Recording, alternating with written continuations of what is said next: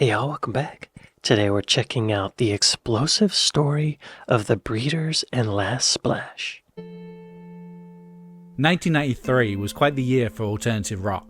Still in the afterglow of Nevermind changing everything. Weird and wonderful music that only a couple of years prior would have gone unheard. Then a product of the underground, now controlling the airwaves and taking over MTV. But I'm a creep. Yeah. Oh my god, yo, I remember riding in the car, going to McDonald's, listening to this song, eating shitty-ass McDonald's, listening to the song Loser. Like, how Gen X can you get, right? Oh yeah!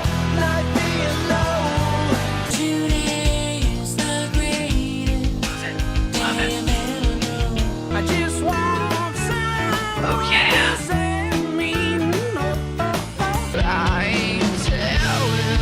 I never really listened to them. But perhaps the best and most unexpected example of subterranean chart pop was the Breeders and their joyously bizarre hit, Cannonball. It is weird. Songwriter Kim Deal had made her name as the underutilized bassist in alt-rock pioneers Pixies. But here she teamed up with her twin sister and conceived an album of surf-rocking, noise-popping goodness, bursting with more creative left turns and oddball hooks than many bands fit into a whole career. Explosive and shambolic in equal measure, this is how the Breeders made Last Splash. Okay, y'all.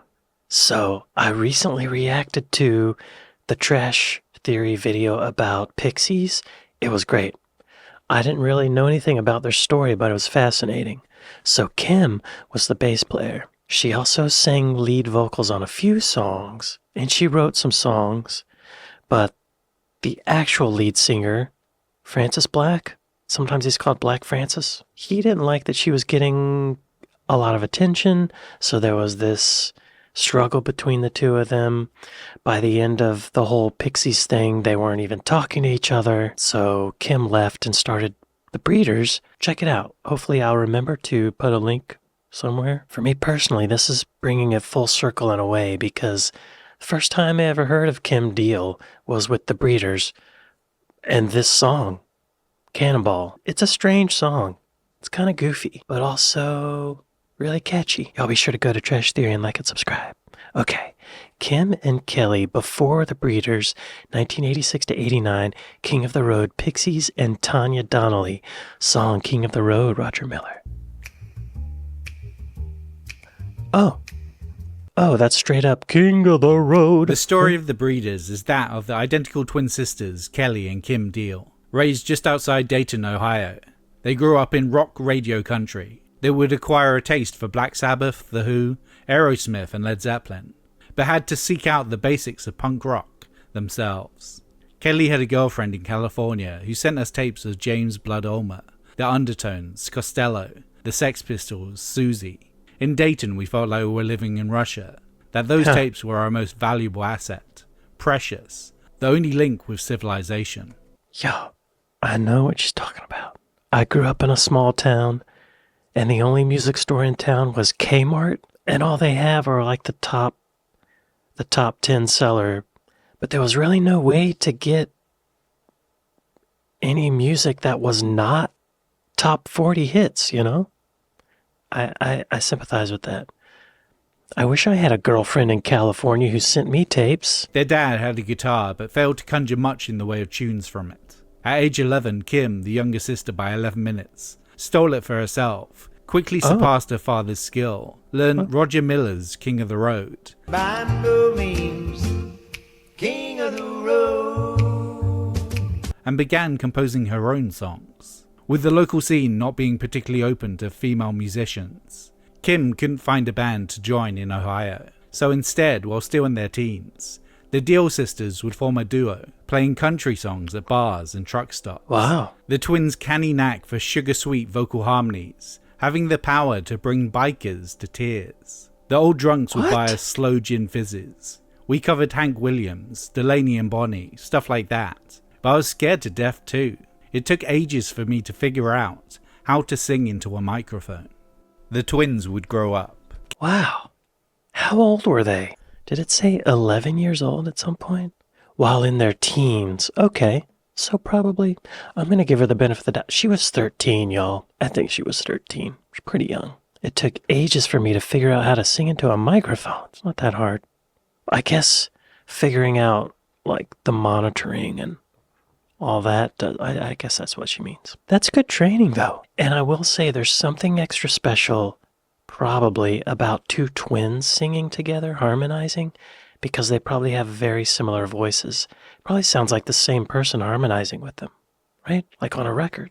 The Everly Brothers. Brothers, not twins, but brothers. Those harmonies are laser sharp. The Beach Boys, a couple of them are brothers, but one of them's a cousin. A couple of them are cousins. Family, though, similar voices. The twins would grow up. Kelly would get a job at the local Air Force base. Kim would get married in 1985 and find civilization when she moved to her husband's native Boston. She got married? So during the whole Pixies thing, she was married? Or maybe a divorcee? Oh, and that's what took her to Boston, where she joined Pixies. Okay. When she moved to her husband's native Boston. Here she would answer a wanted ad and join local band Pixies as their bassist, despite having never played the instrument before. To borrow her sister's bass guitar. Wait. He left out a part. So the ad in the newspaper said, looking for people to join a band, no prior music experience necessary.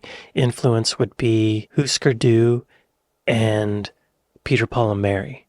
And I just reacted to a video about Husker Du. Maybe I'll remember to leave a link. Despite having never played the instrument before.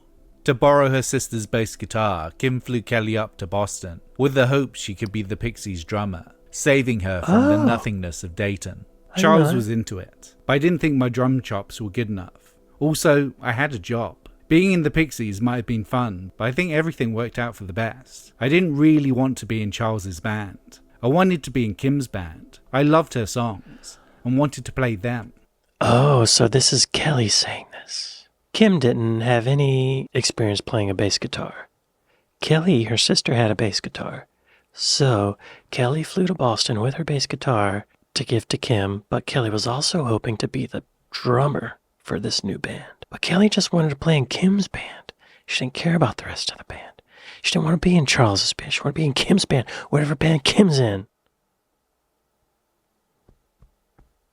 Sister love. Kim Deal had few outlets for her songwriting in Pixies, but yet their first single and most fans' first exposure to the band was 1988's Gigantic. That's Kim singing. Right. Sung by Deal and co-written with frontman Charles Thompson, aka Black Francis.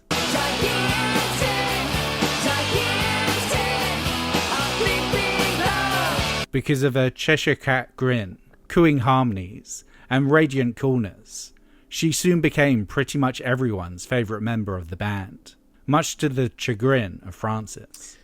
I remember people saying stuff like, "You must be sad because you can't sing more." And I thought, what a weird thing to think. Eventually I began to understand.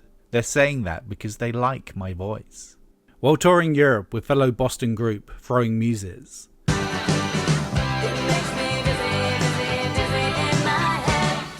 Kim would strike up a drunken friendship with their guitarist, Tanya Donnelly. Donnelly was in a similar situation to Kim, a secondary songwriter with most of the Muses songs written by her half-sister, Kristen Hirsch. After a night out... Tanya's half-sister was Kristen, who was the lead singer for Throwing Muses. I didn't know that. In the other video, they mentioned that when Pixies started, they opened up for Throwing Muses.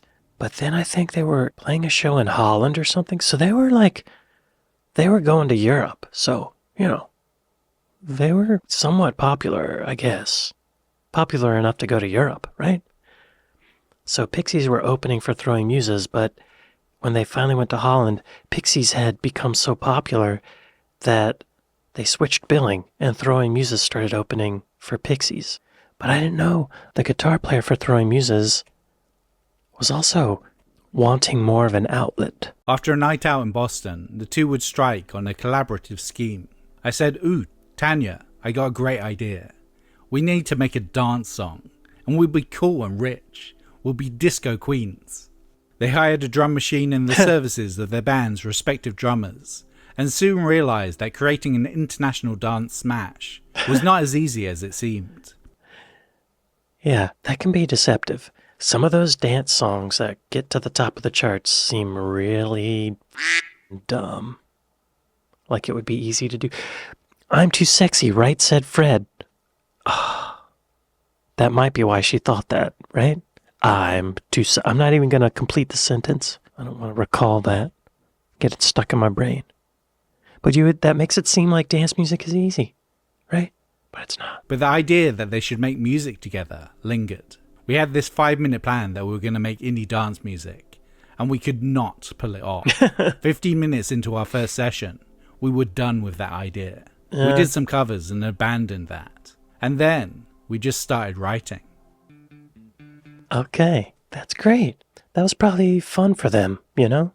Even though it was kind of a failure. Pod, inside legs of corduroy I've been. That paints a picture. Corduroy legs, 1989 to 92. Pod, Kurt Cobain, and the Bengals from Hell. Oh, that's a good... Okay. Song, When I Was a Painter, The Breeders. By the end of Great drum sound. 1989, Pixies had become, in England at least, the biggest indie band since the Smiths. Signed to prestigious indie label 4AD, their second album, Doolittle, peaked at number 8 in the UK charts. That's good. And Monkey Gone to Heaven and Here Comes Your Man were rampant on college radio.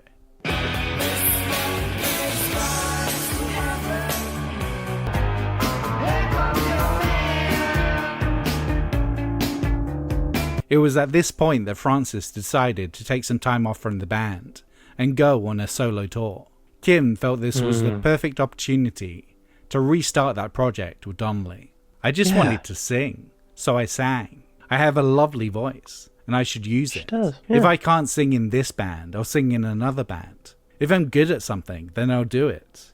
At least I'll try. If I can't do it, then I'll soon find out."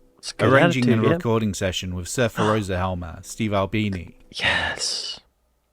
So Steve Albini produced the first Pixies album. That sounds awesome. Their second album, their record label hooked them up with Gil Norton. And it sounds more 80s and more like typical 80s. But they went back to Steve Albini. Good choice, Kim. Good choice. Find out. Arranging a recording session with Surfer Rosa Helmer, Steve Albini, Kim gathered together Donnelly and bassist Josephine Wiggs of one-time Pixies support band, Perfect Disaster.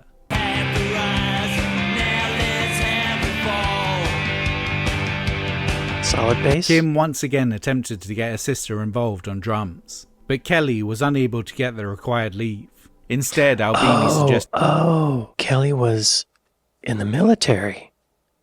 I guess she couldn't do it. Instead, Albini suggested Britt Wolford, the drummer of Louisville Minimalists, Slint.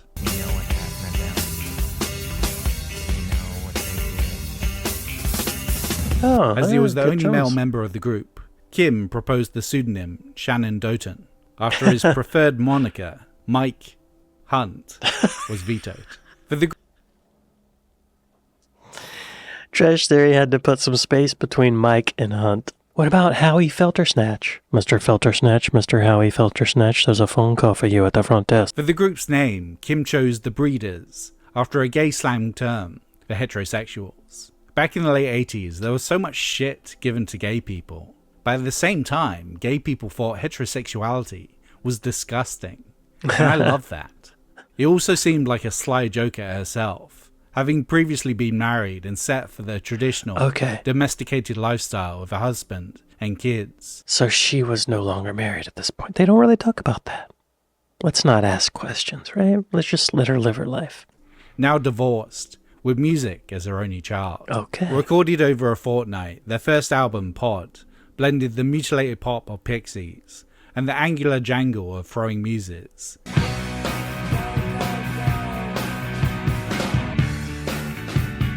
With the Beatles... I love the way that sounds. That sounds awesome. Way to go, Steve Albini. R.I.P. Great drums. With a Beatles cover thrown in there for good measure. Nice. Mother Superior jumped the gun. Sinister sexual vibes commingled with unexpected splatters of violence in what was essentially chewed up candy pop.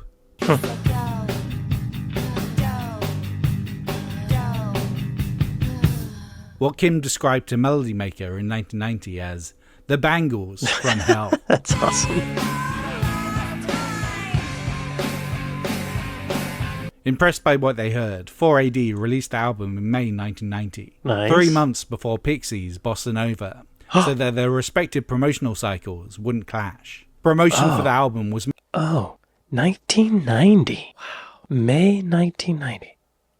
That's over a year before the Nirvana album Nevermind came out. They were far early on the wave of grunge, weren't they? Did Kim Deal play on Bossa Nova album? The recording sessions were fractious, and the whole band was hardly ever together during the process. Dio rarely sang on the band's songs during this time.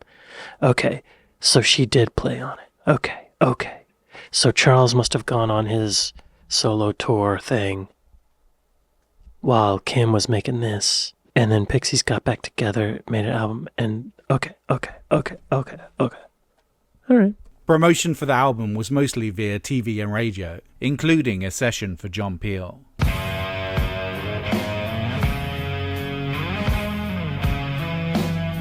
Although the band was able to squeeze in 2 live shows in London before Pixies reclaimed Deal for Bossa Nova's tour. Pod would peak at number 22 on the UK charts, whereas Bossa Nova would get to number 3. Though it wasn't a contest, Francis's band was still ahead. But in September 1991, a band from Aberdeen, Washington, would change the face of music with a little song called Smells Like Teen Spirit. There it is.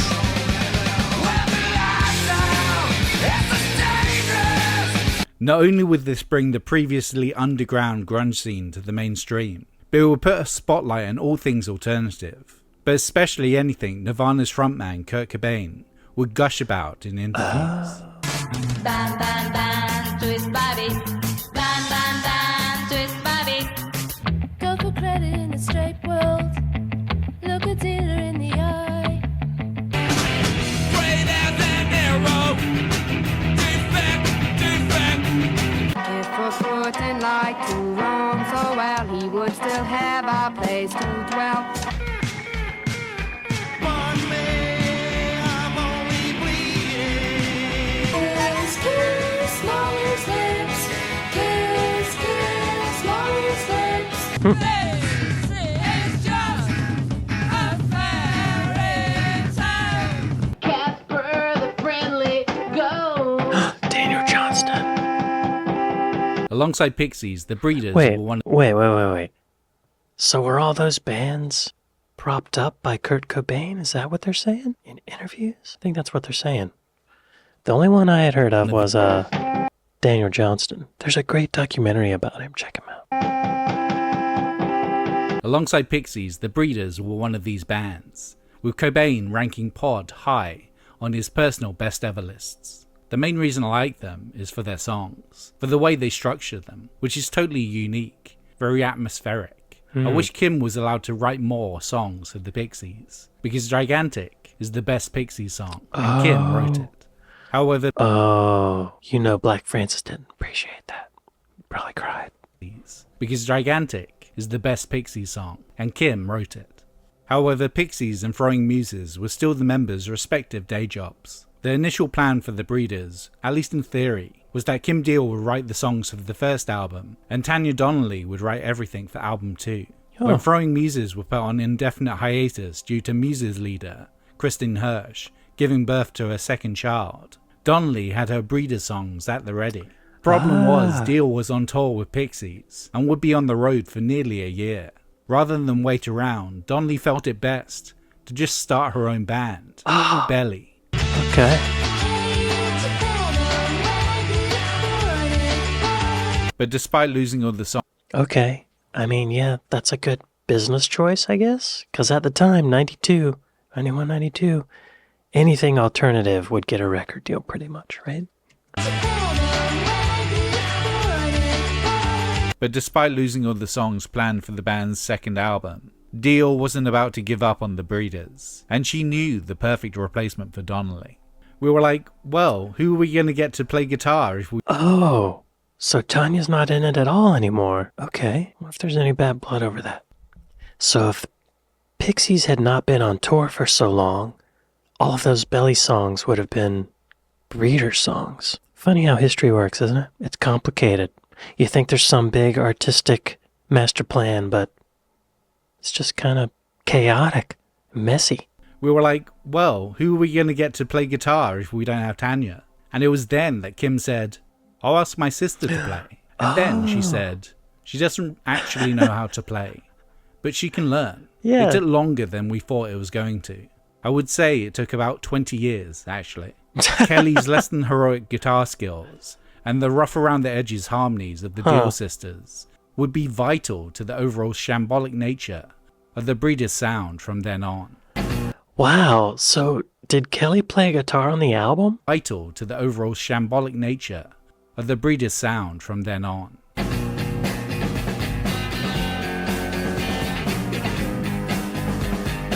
The Safari EP from April 1992 would be the only Breeders release to have contributions by both Donnelly and Kelly Deal.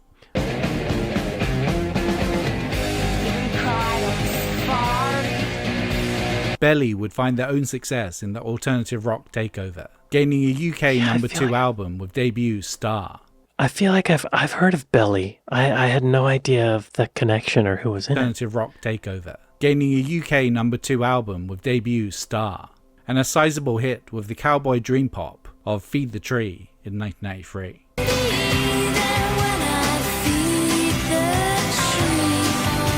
But after having toured for Trompe Le Monde and played Enormodomes with U2 in early 1992, Pixies were again taking a break. Enormodomes? I've never heard that. That's funny. Okay, so Pixies we're in 1992. Pixies are taking a break. Enormodomes with U2 in early 1992, Pixies were again taking a break. Denied any more writing opportunities within Pixies. Kim Deal's music-making muscle needed some exercise, so the Breeders again returned to the studio. All right. Oh, here it comes, y'all. Everything's fallen into place to make a hit. Last Splash, No Bye, No Aloha, 1992 to 93, Coast Recorders, Sewing Machines, and Go Mango. Song Flipside, The Breeders. For their second album, Last Splash, the Breeders would record in San Francisco with Mark Freegard, who, like Albini, would act more as an engineer than an actual producer, allowing Kim to maintain... Yeah, I've not heard of him. Mark Freegard. I've never heard of him. Mark Freegard Production. He's still working, y'all. I didn't recognize any of the projects he's done, but he's still working. The Breeders would record in San Francisco with Mark Freegard, who, like Albini, would act more as an engineer than an actual producer, allowing Kim to maintain full control. By this time, Jim McPherson of local Dayton group, The Raging Mantras, had taken over from Wolford. However, Kim wasn't happy with the sound of the hi-hats, rides and crashes, so found her own means to manually recalibrate them. What? Kim thought the cymbals sounded too new. They were ringing too long after Jim hit them. She wanted to crack them. She wanted to fuck them up. I always remember being in the studio lounge, sewing away, watching Jim and Kim drop cymbals from the second story window, giving a little more breathing room from the success of their debut. You know, a little trick is to put tape on them. Like, you don't have to destroy the cymbal. You could just take some gaffer's tape and you make a loop thing, like a to give it mass, to pull the cymbal down. It kind of muffles the cymbal a little bit. Just like, you don't have to destroy a cymbal. Kim. The second story window. Given a little more breathing room from the success of their debut, experimentation was the name of the game. Nice. The disconcerting drone at the start of SOS is Kelly's sewing machine, plugged directly into a Marshall guitar amp.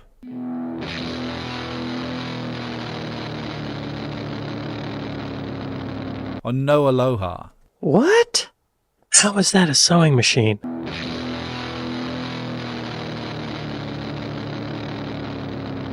On No Aloha. No. How, like what? How, where's the sound coming from the sewing machine? Are they putting a microphone up to the sewing machine and plugging that into the guitar amp? Hang on, y'all. Engineering the sound of Breeder's Last Splash. Oh, let me search for the word sewing. Kelly's sewing machine.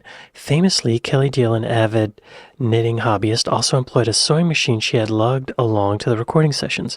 There's a lot of dead time in the studio, and she'd spend that time working on this quilt for my mom. So I'd listen to her sewing, and I thought we should mic that up. As a salute to the knitting traditions of the Deal sisters' West Virginian family, the sounds of the machine were run through a Marshall amp and featured on SOS. Okay, so they recorded the sound of the sewing machine, and then they sent that sound through the guitar amp and distorted it and stuff. See, that's why this is, I fill in the gaps of this documentary. A 3-week session turned into a grinding 4 months. Burgeoning hard drug habits were also at play, perhaps contributing to Kim attacking the recording sessions with manic creative energy and relentless perfectionism. Kim's creative vision required an all-wave production method. Her insistence was that no computers, digital recording, or auto-tuning were to be employed. Auto-tuning didn't even exist at this point. The project became one big edit, but no computer in sight. That's interesting. So this was in 93? That was also a limitation that Tom Petty put on his album Wildflowers that was produced by Rick Rubin. They said no digital reverbs, no computers or anything. This was all analog, and it sounds great. There's a lot of vocal effects on the album, apparently. The effect is achieved by mixing a quieter, distorted track under a clean vocal track. Yeah, that's actually pretty common now, too. The ah-ooh introduction on Cannonball was Kim singing through a harmonica mic. Okay. Apparently Coast Recorders had a small, dry room. The ambient properties of the toilet at Coast Recorders were useful for other aspects of Last Splash. We actually recorded quite a bit of the vocals in this toilet at Coast Recorders. Kim Deal really loved it in there. Anyway, it had a really good sound. I started recording more of the little speaker things in there too. I also use an Eventide 3500. That's a digital piece of equipment. That should not have been allowed, which has a lot really cool distortional Doppler effects. See? He broke the rule. Wow, okay, I hope I didn't read ahead of the video. Anyway, back to it. The game. The disconcerting drone at the start of SOS is Kelly's sewing machine, plugged directly into a Marshall guitar amp. Hilarious.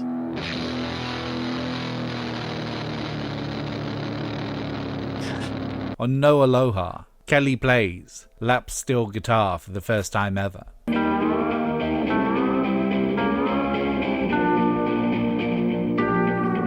The album takes on a conflux of genres. The deconstructed metal of Roy,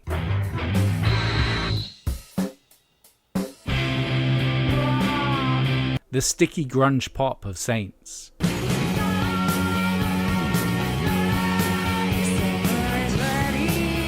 the amorous power pop of Divine Hammer,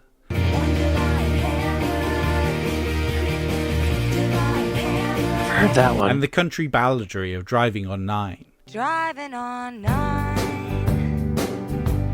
I sure miss you. Itself a cover originally by Boston alt folk group Ed's Redeeming Qualities. Driving on 9, I sure miss you. Some songs are barely songs. Huh. Instrumental SOS is a blistering surf rock fragment, barely 90 seconds long.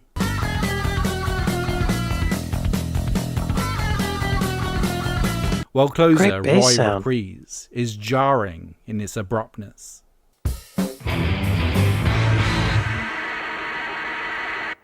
But as ramshackle and thrown together as Last Splash might sound, it is anything but. Every detail was obsessed over.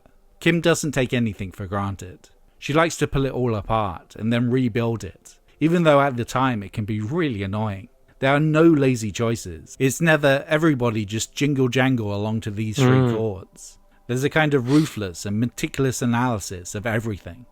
Similar to how Cobain wrote his lyrics, Kim's words are mostly impressionistic, their true meaning unknowable unless informed otherwise. Saw it on the wall. Motherhood means mental freeze. Part of this was a rejection of the country and western story songs that she was bombarded by in her youth. I've grown up with so much storytelling that it doesn't seem very challenging. Then you listen to T-Rex and they just go,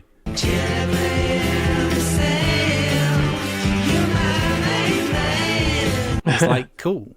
What does it mean? I kind of like that too. Slogan rock. So I like it both ways. That's interesting. I talked about this a little bit in the last video I reacted to. Maybe it was the Pixies video about Red Hot Chili Peppers singer Anthony Kiedis. I always thought his lyrics were pretty lame until I realized he was doing this kind of impressionist thing. It's just about words that sound good together, more so than telling a story or trying to convey an emotion, right? Midway through the recording of the album, word got to Kim that Black Francis had disbanded Pixies. He had not previously discussed this with his bandmates, and legend has it he informed them of the split by fax. Of all the places she could have heard of her band's demise, Kim was informed by Kelly. I also heard her say in another interview that the fax story is untrue. No one in the band had a fax machine. I was in the studio literally recording Cannonball when Kelly came down the hallway and said, Pixies broke up. I said, okay, get out of my way. Because of this turn of events, many thought that the lyrically opaque songs on Last Splash were directed at Francis. Most prominently, I Just Want to Get Along, with supposed digs at his ego. We were rich once before your head exploded. And a brilliant line that almost makes half sense about important men dying young. You're so special, why aren't you dead? The song is so on the nose that Kelly sings it, possibly as a way to wash Kim's hands of any ego bruising. I just want to get along. I just want to get along. Despite the rumours, Kim Deal in interviews has maintained that she has no ill feelings towards Francis and her position in Pixies. Black Francis was even originally going to have a writing credit on the album.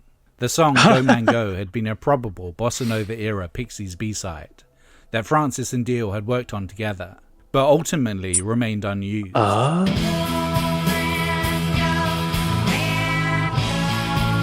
Played live by the Breeders through 1992 and recorded for Last Splash, rights issues got in the way of its inclusion. Does it say? Though recorded back in 1993, its first official release was on the 30th anniversary edition of Last Splash. Okay.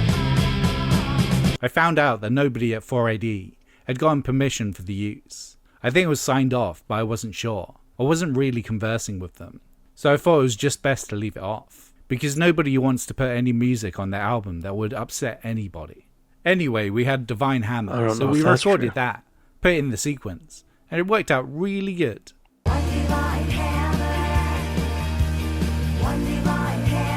That sounds familiar, yeah.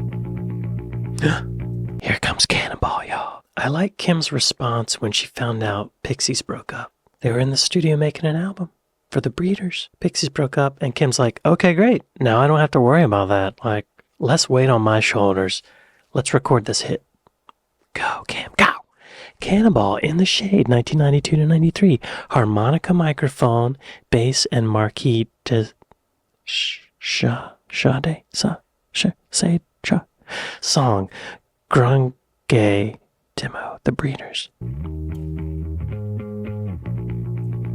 3 weeks before Last Splash came out, the world was introduced to the Cannonball EP on the 9th of August, 1993. The EP's artwork was designed by 4AD in-house graphic designer Vaughn Oliver. His first idea, a photograph of a lone testicle, his own, protruding through some cardboard, was rejected in favour of the iconic fuzzy red helmet.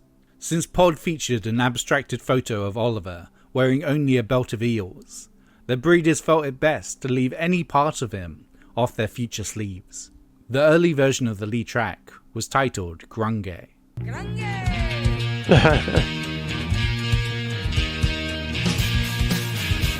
The name was a joke, That combining sounds like grunge and Cannonball. reggae, because Kim thought the accented riff resembled the accent in reggae.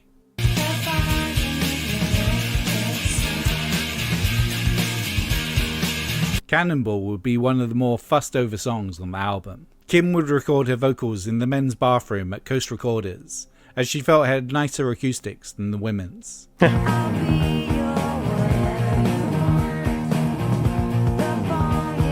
Due to the trickiness of Kelly's loping guitar riff and her comparative amateurism, she would have to tape down her strings to stop causing extraneous clanging.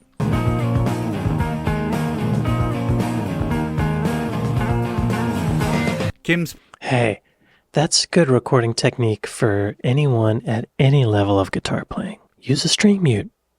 People do it. People tape the strings. Put tape on the strings so you only get the one ringing that you want. Whatever it takes to get a good recording, yo. No one's above muting their strings. No one's above tape on the strings, yo. We all do it. Kim's perfectionism meant that McPherson would have to go through 10 minutes worth of different fancy stick tapping patterns until she heard one that was good enough to be the song's intro. With a comically long introduction and repeated bouts of harsh noise sprinkled everywhere, Cannonball seemed the polar opposite of a radio-friendly single. Yeah. Starting with Kim Deal testing a feedbacking harmonica microphone by wooing into it.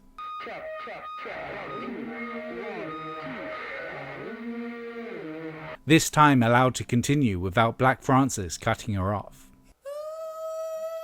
Stop. Then we get the first couple of notes. Wow. That's hilarious. That's like a metaphor for their whole relationship, wasn't it?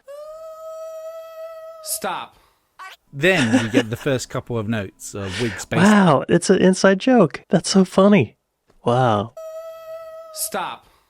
Then we get the first couple of notes of Wig's bass line, itself an error.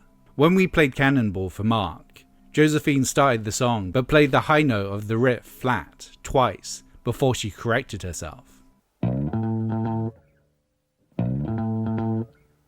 We all thought it sounded great, so Josephine's cool sounding mistake is how the bass guitar enters the song.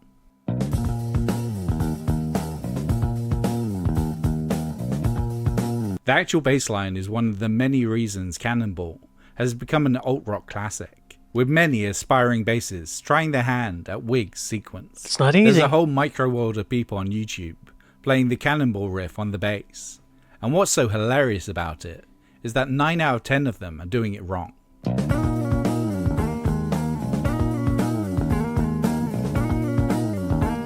It's hilariously deceptive, because you think it's going to be one thing, and then all of a sudden it's something else. It's also deceptively simple. There's a slide in there, and it can be tough to hit the right note on the slide, keeping up with the tempo.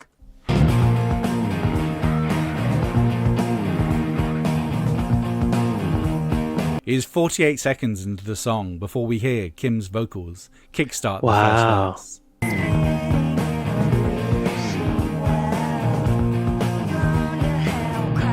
This combined with the chorus where the lyrics are barely discernible from the noise that surrounds them.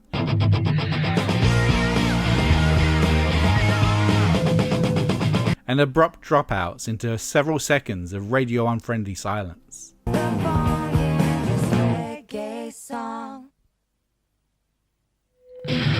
Bill's addicting I a forgot sugar about rush, with every moment, no matter how alienating, a hook in its own right. It beautifully blends the sweet with the sour. Huh. Though an anthem in its own right, it's not necessarily something that one can easily sing along to. Like any other song on the album, the words, even when you can hear them, become no more comprehensible. While some have theorized that some of the more baffling lyrics are aimed at Black Francis. Deal explained herself also somewhat cryptically in an interview in August 1993. My sister was reading a biography of the Marquis de Sade, and I'm making fun of him. I'm saying, oh, you little libertine, you're a real cuckoo.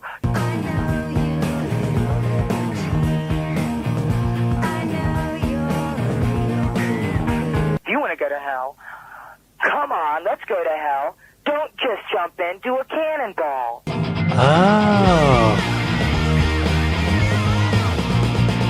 And you know what? I'm going to be right behind you. I'll be the last splash. It's a commitment to hell, I guess. Oh. Oh. Wow. That's kind of dark. My battery's dying. Wow. That's what last splash means. Wow. She's calling his bluff. Can't understand the words. I can't hear the words in that song. So it's hard. Okay. Okay. And everything afterwards, 1993, Lollapalooza, the Amps and Firestarters song, Seether, Veruca Salt. Right, Veruca Salt. A video for Cannonball will be directed by up-and-coming wunderkind Spike Jonze and Sonic Youth bassist Kim Gordon, with an ever-rolling bowling ball, and Kim Deal singing underwater as the visual hooks. It would eventually become a buzz-bin selection on MTV, pushing the song to peak at number 44 on the Billboard Hot 100. That's good. And number 2 on the modern rock charts. It would also be named Single of the Year by both the NME and Melody Maker. Wow. The Breeders' ascent was aided greatly by their association with Nirvana. Cobain bigging up Pod was not just empty fanboying. The Breeders would be invited as the main support for the second half of the In Utero Arena Tour in late 1993. They were even booked for 1994's Lollapalooza tour as special guests of Nirvana. Though by the summer, Cobain was dead. With an arduous summer schedule ahead of them, the Breeders would find their own way to grieve. They said they were going to be at Lollapalooza, so every time before we played, we put all apologies on. What else should I be? I love that song. They said they were going to play, and they got us on in the first place. And he's gone now. I had him apologize every fucking night. All apologies. Wow. By the end of Lollapalooza, Last Splash had sold 1 million records in the US, attaining platinum certification. Yes. More important in some ways, by the end of 1994, Last Splash had outsold everything by Pixies, combined. By this Wow. point, Black Francis's solo career as Frank Black was in full swing. Oh, that's why. Okay. And similarly, Okay, so that's why I thought he was Frank Black, but it's Black Francis. It was Black Francis and Pixies. Now it's Frank Black. But his real name is Charles. Do you like his voice? he couldn't touch the sales of his former bassist project. Of course, for Deal, shifting units was never the point. She just wanted to sing. After releasing Divine Hammer and Saints as singles, in July 1994, the band would release a 10-inch only EP, led by the boisterous Head to Toe.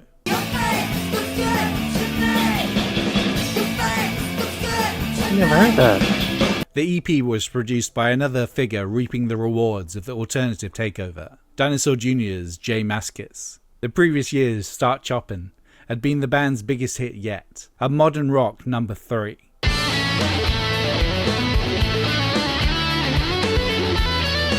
Great While the snare video drum. for Feel the Pain would become comparably buzzworthy to Cannonball.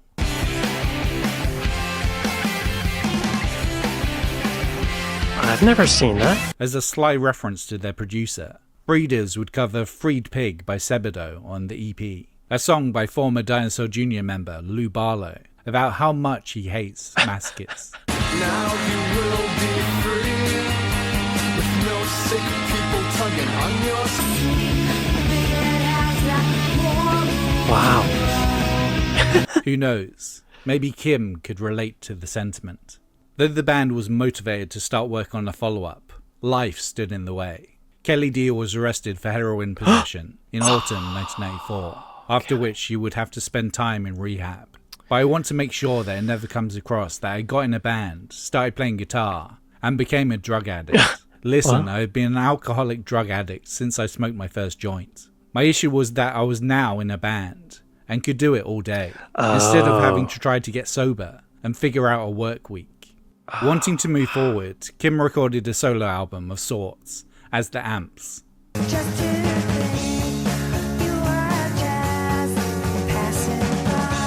McPherson heard plays that. on their 1995 LP Pacer. However, Wiggs was invited, but as it wasn't the Breeders, she said no. Kim's US distributor, Elektra, thought that her name recognition would convert to a Last Splash size hit, and so printed 300,000 copies on launch. The New York Times reported in 2002 that it had sold a catastrophic 25,000. Breeders' releases since have happened, but been sporadic, at the moment totaling 3 albums in 30 years. It would take 9 years after Last Splash for the Breeders to release a follow-up album, 2002's Title TK. That sounds good. Reuniting the Deal sisters, but without Wiggs and McPherson. Kim too would have her own issues with drugs and alcohol, but cleaned up before the Pixies reunion tour in 2004, after 2008's Mountain Battles.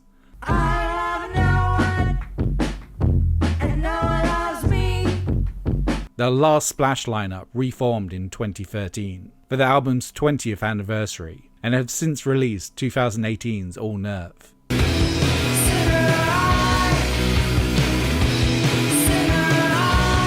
In 2023, they toured for Last Splash's 30th anniversary with Tanya Donnelly's Belly in tow. In terms of influence, the Breeders are pretty significant. Beside their impact on Nirvana, during the 90s their scuzzy bubblegum could be heard in Hole, Sleater Kinney, and Veruca Salt. The press Veruca especially Salt, latched yes. onto the latter as Breeders' copyists, many crudely parodying their big 1994 hit Seether, with the alternative lyrics, sounds like the Breeders. Yeah, it really does. But really, they were just big fans. They were asked if they hated being compared to the Breeders, and they said, oh no, we just hope they don't hate us. So I just want to say right now, no, we don't hate you girls. Right on, Kim. Famously, the Prodigy would sample the Morse code guitar of SOS on their massive 1996 dance punk mashup, Firestarter.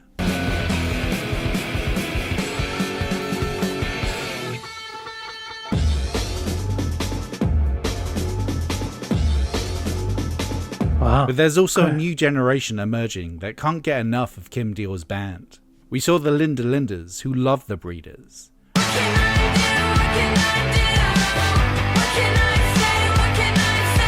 And Horse Girl, they're so f***ing good.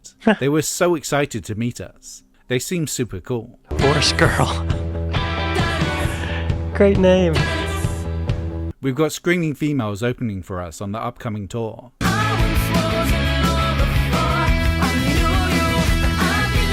And I've talked to Alicia Bognano from Bully. Oh yeah, that sounds like the Breeders for sure. And Milk Belly. They're great. They're young and they love us. It's nice.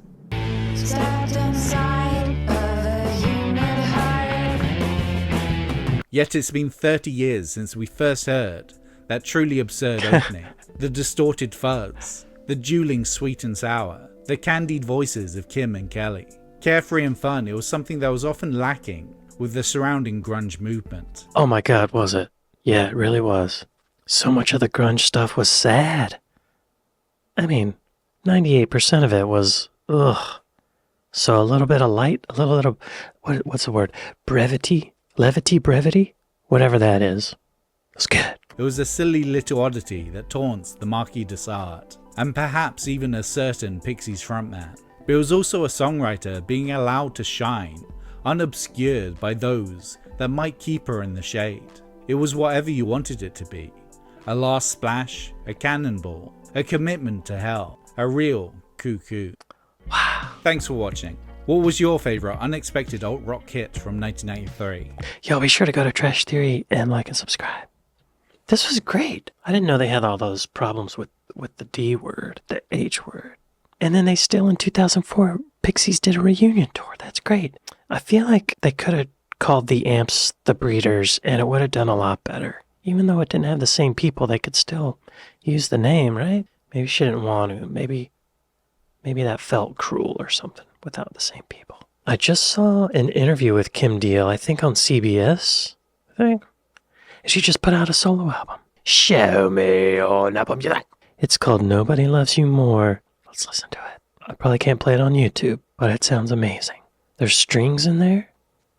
Look at this animated album cover. Way to go, Kim. That one has horns in it, but it sounds really good. Y'all, if you're into Kim Deal, you got a treat. You got something to sink your teeth into. Well, y'all, I'd like to thank my patrons. I'd like to thank my Buy Me a Coffee folks. Thank y'all for watching this with me, and I'll see you next time. Later.